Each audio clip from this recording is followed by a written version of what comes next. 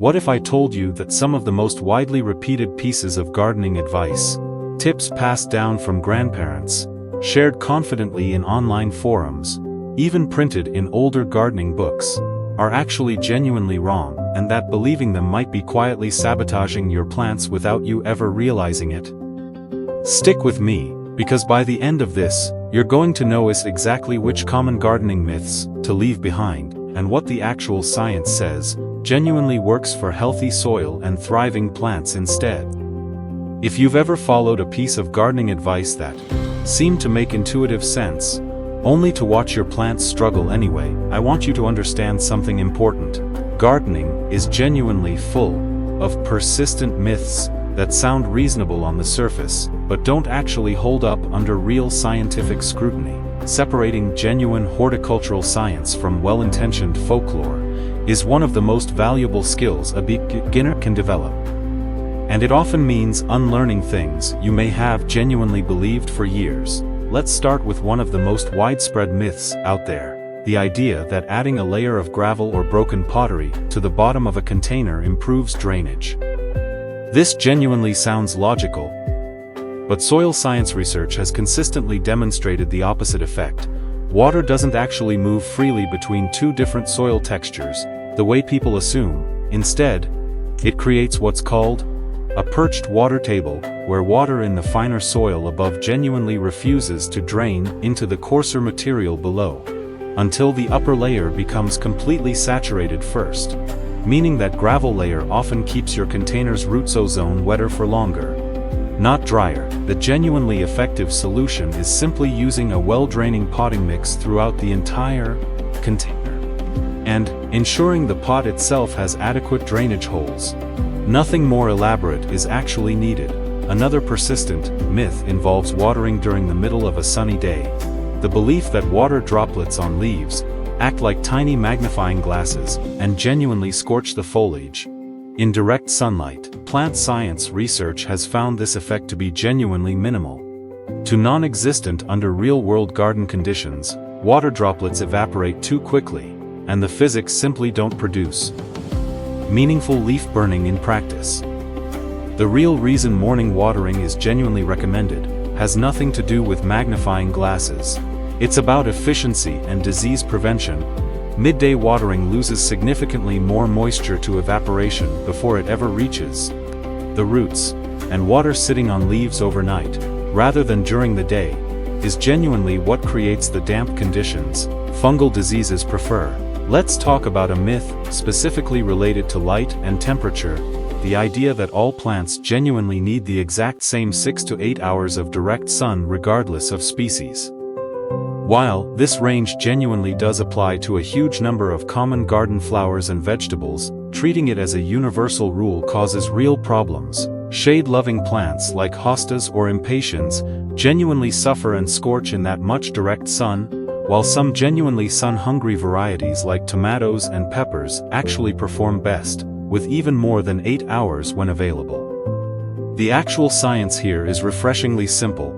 Matching a specific plant's genuine evolutionary origin and needs to your yard's actual conditions matters far more than applying any single blanket rule across every single species you grow. Epsom salt deserves specific mention as one of gardening's most persistently mythologized products. Widely repeated claims suggest it cures blossom end rot, boosts flowering, and generally acts as an all-purpose plant tonic.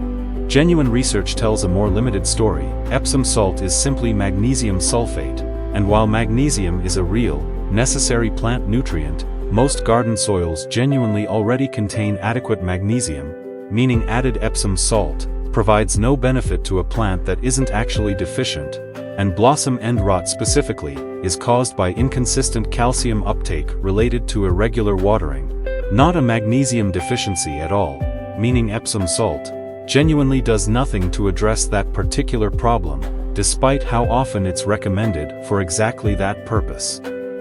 There's genuinely interesting scientific research behind why these myths persist so stubbornly despite being disproven. Research in the psychology of misinformation has shown that advice repeated frequently and confidently, particularly when it comes from trusted sources like family members or long-standing tradition, genuinely becomes resistant to correction. Even when solid contradicting evidence exists, a phenomenon researchers sometimes call the illusory truth effect, essentially, familiarity itself starts to feel like evidence of accuracy, regardless of whether the underlying claim was ever actually tested. This is genuinely worth knowing as a beginner, since it means the confidence with which gardening advice is delivered, whether online, in print, or from a well-meaning relative, genuinely tells you nothing about whether that advice is actually correct. A few more persistent myths deserve honest examination too, since they show up repeatedly in casual gardening conversation despite thin or non-existent supporting evidence. The claim that talking to plants genuinely helps them grow better has actually received some legitimate scientific attention, and interestingly, a small body of research does suggest that certain sound frequencies and vibrations can influence plant growth in laboratory settings, though the effect appears tied to sound vibration itself rather than anything related to language. Meaning, your plants genuinely aren't listening to your words of encouragement, but consistent vibration or gentle handling while tending them may provide a minor, measurable benefit, a genuinely more nuanced conclusion than either the confident believers or dismissive skeptics usually present. The idea that burying banana peels directly around plants provides an instant potassium boost is genuinely overstated. Whole banana peels decompose quite slowly, and the nutrients they eventually release become available over a timeline of months, not the immediate boost many gardeners expect. Composting banana peels first, just like coffee grounds, genuinely produces a more useful, appropriately timed nutrient source than burying them fresh. The belief that sprinkling cinnamon on soil or seedling stems genuinely prevents damping off disease and fungal issues has some legitimate grounding.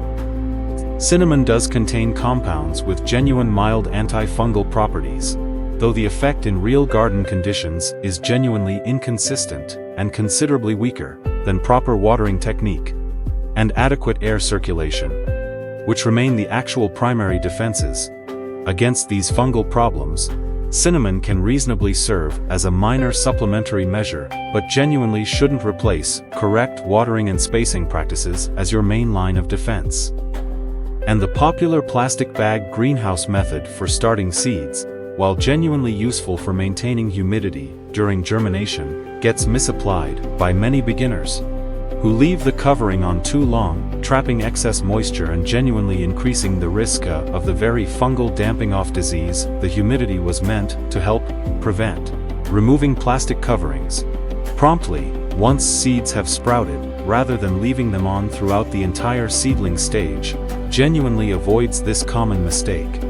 It's also worth understanding why so many of these myths specifically involve simple, appealing one-weird trick solutions, rather than the more complex, multifaceted reality of what genuinely supports healthy plants. Human psychology research on information processing has documented a genuine preference for simple, single-cause explanations over complex, multi-factor ones, even when the complex explanation is actually the accurate one, a phenomenon that helps explain why just add Epsom salt or just add gravel spreads so much more easily than the genuinely more accurate but less catchy explanation involving soil texture, drainage physics, and species-specific nutrient needs. Recognizing this pattern in yourself as a beginner genuinely helps you stay appropriately skeptical of any gardening advice, promising a single, simple fix to what's actually a more nuanced underlying problem. Now let's talk about correct watering practices specifically, since this is genuinely one of the areas most heavily clouded by persistent myth.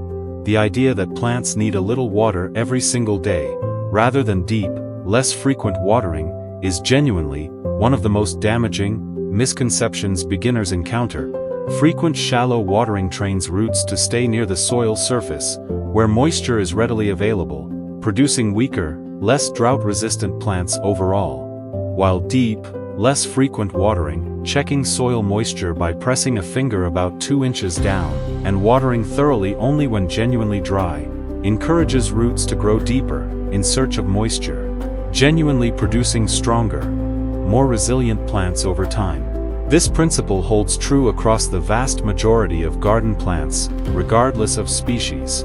Fertilizing carries its own set of persistent myths worth addressing directly. The belief that more fertilizer always produces better, lusher growth is genuinely false, and can actively harm plants. Excess fertilizer, particularly nitrogen, causes what's called fertilizer burn, damaging roots through excessive salt concentration in the soil, and often produces excessive leafy growth at the expense of the flowers or fruit.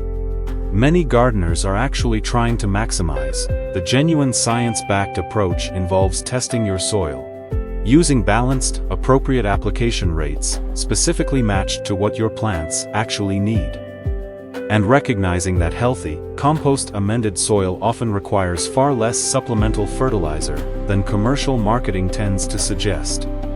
Pruning myths deserve mention too, particularly the once standard practice of painting or sealing pruning wounds and cuts on trees with tar or wound dressing.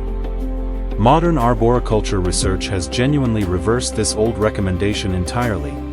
Studies have found that sealing a pruning wound actually traps moisture against the cut surface, and can genuinely promote decay and disease, rather than preventing it. Trees have their own natural compartmentalization process for sealing off damaged tissue, and current research-backed practice is genuinely to leave clean, properly made pruning cuts uncovered, allowing the tree's own natural defenses to handle the healing process without interference. Even with genuinely accurate information in hand, beginners sometimes run into confusion, distinguishing solid science from lingering myth. So, let's address a few more common problem areas directly.